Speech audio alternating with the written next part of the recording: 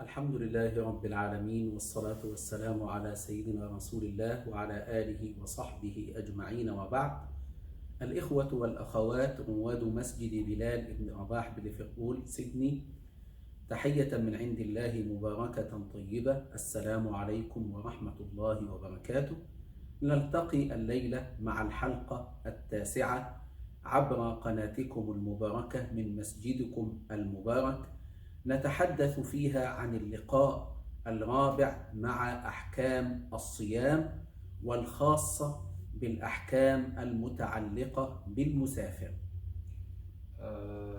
All praise is due to Allah, and may peace and blessings be upon our Prophet Muhammad, his family and his companions.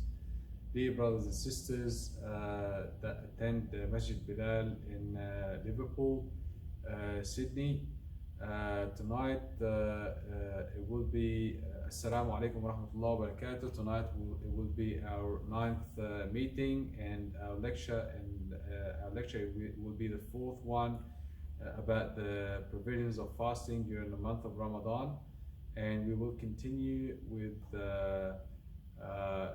fasting while doing traveling. تحدثنا في الحلقة السابقة عن المسافر، وأنه يأخذ رخصة شرعية بالإفطار في رمضان في أيام سفره ثم يقضي بعد ذلك. ولكن هناك تساؤل، هذا عن المسافر الذي كان يسافر قديما سفر بعيد، وسائل مرهقة للسفر، تعرض لمخاطر كثيرة، فقد يأخذ الرخصة بسبب ذلك. أما في زماننا هذا فوسائل السفر صارت مريحة، وصار السفر غير متعب، فهل بقيت هذه الرخصة للمسافرين؟ So in the last lecture we did talk about people that travel during the month of Ramadan during the day have a concession from Allah subhanahu wa ta'ala, which allows them to break their fast for the days that they're traveling and make them up some other days outside the month of Ramadan. Now, in the olden days, people used to use means of travel that they're not like today's travel means. It was harder, it was very time consuming, and there will be a lot of people could actually end up being robbed or killed on the way by robbers and criminals. For that, there's an opinion these days that is using modern day means of travel, which are very comfortable and it's very safe to travel in them. Does that change the view of the Shara on this particular topic? السؤال بطريقة أخرى نوضحها، وهي هل يرخص للمسافر الذي يسافر في هذه الأيام مع وسائل السفر المريحة، هل يرخص له في الفطر أيضا؟ So the question here is the person that uses modern day means of travel, do they still have the same concession to break their fast during the month of Ramadan? أيهما أفضل؟ هل يفطر أم يظل صائما؟ So here we need to basically answer the question, which one is better, to break their fast or to actually stay fasting? رأى الإمام أبو حنيفة وكذلك الإمام مالك والإمام الشافعي أن الصيام أفضل لمن قوى عليه، لمن قدر عليه، والفطر أفضل لمن لا يقوى على الصيام. So Abu Hanifa and Shafi'i and Malik concluded that fasting is better for a person that's capable of doing so, and not to fast is better for the weak ones. أما الإمام أحمد فقد اختار أن الفطر أفضل في كل الحالات، سواء تحمل الإنسان واستطاع أن يصوم أو لم يقوى على الصيام، ففي كل الحالات عند الإمام أحمد الفطر هو الأفضل. So, but Imam Ahmad said that breaking our fast during travel is the best option in any case, whether the person is capable or not capable. أما الخليفة عمر بن عبد العزيز رضي الله عنه فله رأي مختلف، يقول أفضلهما أيسرهما، الأيسر على الإنسان يختاره، فمن يسهل عليه حينئذ ويشق عليه قضاؤه بعد ذلك فالصوم في حقه أفضل. يعني إذا كان الصيام سهل له في هذا التوقيت وقضاء الصيام بعد ذلك سيكون شاقا عليه فالأفضل له أن يصوم الآن. أما إذا كان الآن سيكون صعبا عليه أن يصوم ويسهل عليه أن يقضي بعد ذلك فالأفضل له أن يفطر. Then Khalifa Umar ibn Abdul Aziz said, do what's easier for you, which means what he meant is if breaking your fast during the month of Ramadan and then making it up later is harder, then it's better for the person to continue their fasting. And if it's the other way around, is fasting during Ramadan is easier while traveling, and then making it up later is harder, then it's better for them to. It's the other way around. If the person that's it's harder for them to fast during Ramadan while they're traveling, and it's easier to make it up after Ramadan, then it's better that they don't fast while they're traveling during Ramadan. الإمام الشوكاني أضاف حكما آخر، وهو أن الإنسان إذا خاف على نفسه من العجب والرياء والافتخار بنفسه إذا صام في السفر فالأولى له أن يفطر. And Imam al-Shawkani saw that if the person while they're traveling and they fear that other people might look at him and they're fasting, then people might look at him as like they're showing off or they are better than others, then it's better for them to actually break their fast. وإذا نوى المسافر الصيام بالليل وشرع في الصيام جاز له الفطر أثناء النهار. So if the person intended to travel during the night and they basically made the intention to fast during the day and but they were still traveling, then they have the opportunity to break their fast. بمعنى أن المسافر في الليل إذا رأى قد يظن أنه نشيط وأنه سيقوى على الصيام فينوي الصيام، فإذا جاء النهار رأى في نفسه ضعفا، قال الفقهاء يجوز له أن يفطر وأن يقضي بعد ذلك بعد رمضان إن شاء الله. So because sometimes when you're traveling during the night you feel you feel energetic because you already had food and it's night time, but when it comes to the day, even though you made the intention to fast the second day, you may feel weak and tired. So the scholars said it's better for that person to break their fast and make it up outside Ramadan.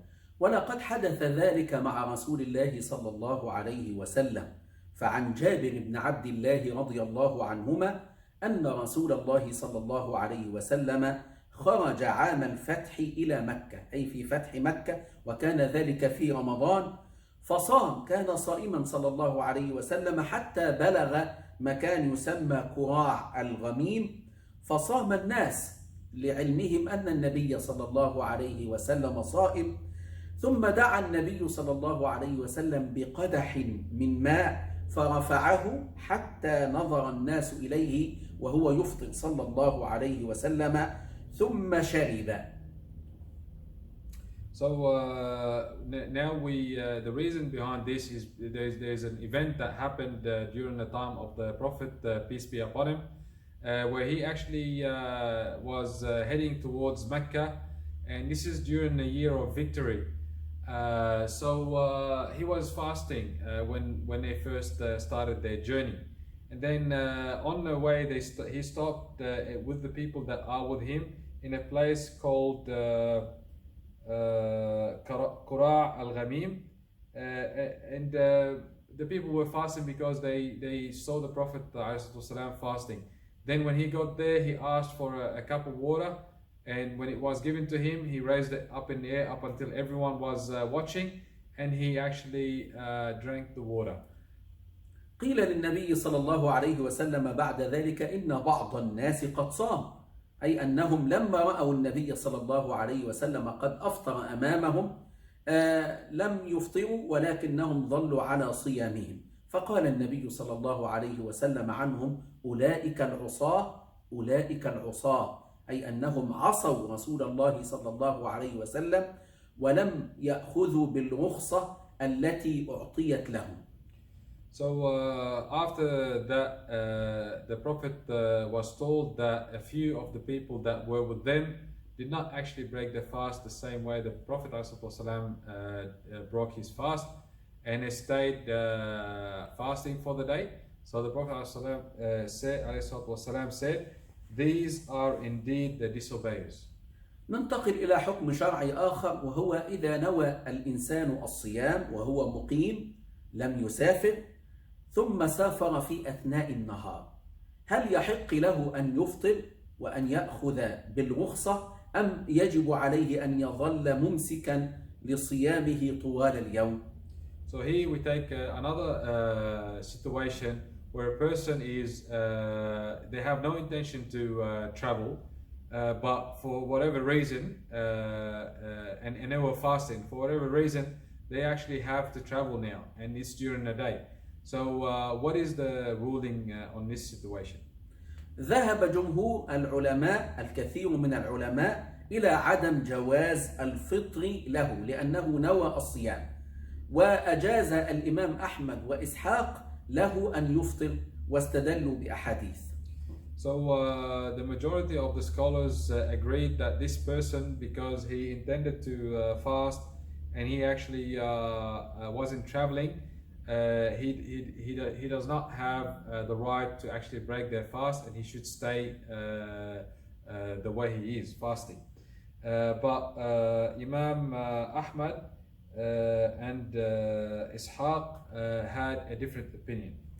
استدلوا بما رواه الإمام الترمذي في سننه عن محمد بن كعب أنه قال: أتيت أنس بن مالك رضي الله عنه في رمضان وهو يريد سفرا، وقد رحلت له راحلته، جهزت الراحلة التي سينطلق عليها، ولبس ثياب السفر، فدعا بطعام فأكل، فقلت له: سنة؟ قال: سنة، ثم ركب. So At-Tirmidhi narrated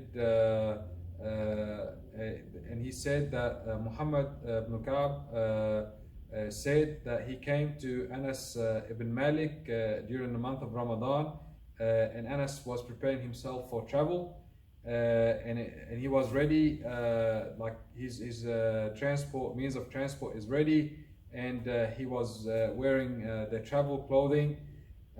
Then Ibn Malik, then he asked him after he saw him having food, is this a sunnah? He said, yes, it is a sunnah. يقصد هل ما فعلته يوافق سنة رسول الله وهدي رسول الله صلى الله عليه وسلم؟ فأجاب أنس بن مالك وهو أحد صحابة رسول الله، بل إنه كان من خدام رسول الله صلى الله عليه وسلم، خدم النبي صلى الله عليه وسلم 10 سنوات، فأجاب بأن هذا من هدي النبي صلى الله عليه وسلم أن الإنسان إذا نوى السفر فإنه يأكل. So we need to remember that Anas ibn Malik was one of the Sahaba radiyallahu anhu, and he actually served the Prophet ﷺ for 10 years. And then when he was asked the question, is this a part of the Sunnah of the Prophet sallallahu alaihi wasallam? He said, yes, it is. من هذا الحديث يتبين أن المسافر إذا نوى السفر فإنه يجوز له أن يفطر من بيته وهو في بيته قبل أن ينطلق إلى السفر. وبعض الفقهاء قالوا يفطر بعد أن يغادر بيته، ولكن من خلال فعل أنس بن مالك وهو أحد صحابة رسول الله صلى الله عليه وسلم المتمسكين بهدي النبي صلى الله عليه وسلم يتبين أن الأفضل لمن نوى السفر أن يفطر في بيته قبل أن يخرج للسفر. So from this narration we understand that the person that intend to travel during the month of Ramadan, it's better that they actually break their fast inside their homes because this is what Anas ibn Malik radiallahu anhu did, and we understand that he was one of the Sahaba and he followed the way of the Prophet sallallahu alaihi wasallam. And some other scholars said that it is better to break your fast once you leave the village or the town that you live in. But from what we know from this hadith, it is better to actually do it before you leave your house. ما هو السفر المبيح للفطر؟ So what is the travel in which breaking the fast is permissible? ذكر العلماء أن السفر المبيح للفطر هو السفر الذي تقصر الصلاة بسببه. It's the one where the prayer or we are allowed to shorten our prayers. ومدة السفر التي يجوز للمسافر أن يفطر فيها هي المدة التي يجوز له أن يقصر الصلاة فيها. So the distance traveled in order for the person that have the right to break their fast is exactly the same distance that's taken for a traveler to be able or to have the right to shorten their prayers. إذن السفر المبيح للفطر مرتبط بمسافة السفر التي تبيح القصر في الصلاة، والمدة التي يفطرها الإنسان في سفره نفس الوضع بالنسبة للمدة التي يقصر فيها الصلاة وهو مسافر. So in this case, the person that's traveling, after they reach a particular distance, then they have the right to shorten their prayers. Then and for a certain period of time, then breaking their fast should be done after that distance and for the same exact period that they have the right to shorten their prayers.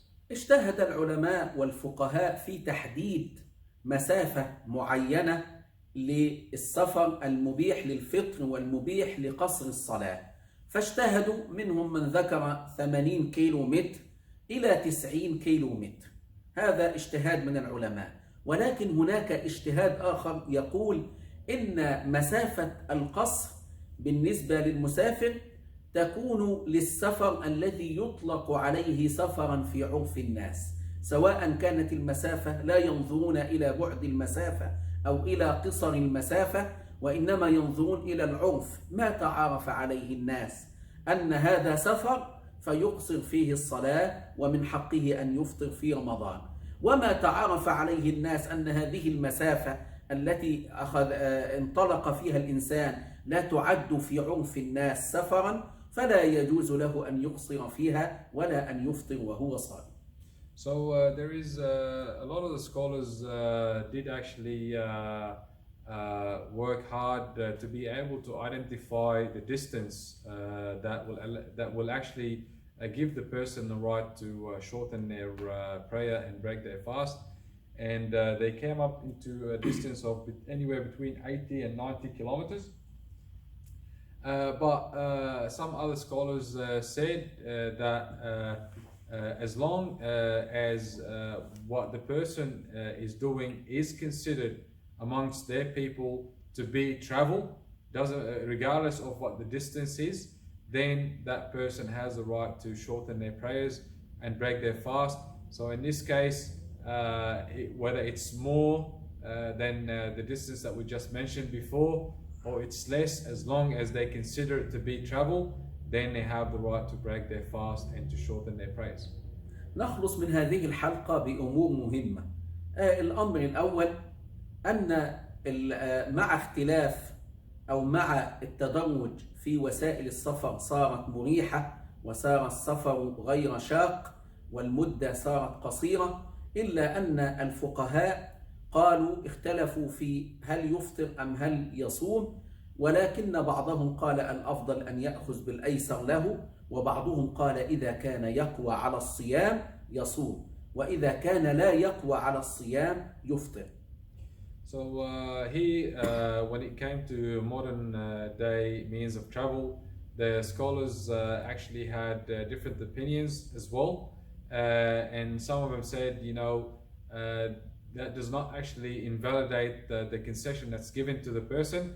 So if the person feels that they're weak still, even though it's easier to travel and it takes less time to travel, then they have the right to break their fast.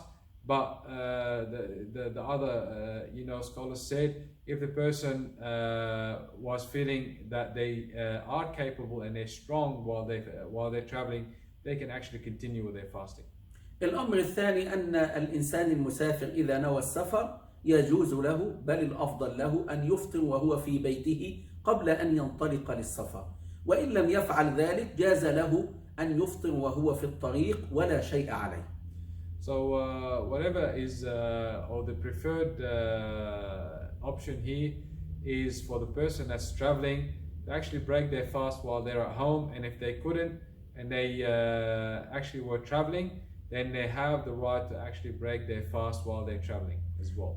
الأمر الأخير أن السفر المبيح للفطر هو السفر الذي يكون فيه مشقة على الإنسان، والذي يعرف في عرف الناس أنه سفر، فيجوز للإنسان في هذه الحالة أن يفطر، ويجوز له كذلك أن يأخذ برخصة قصر الصلاة.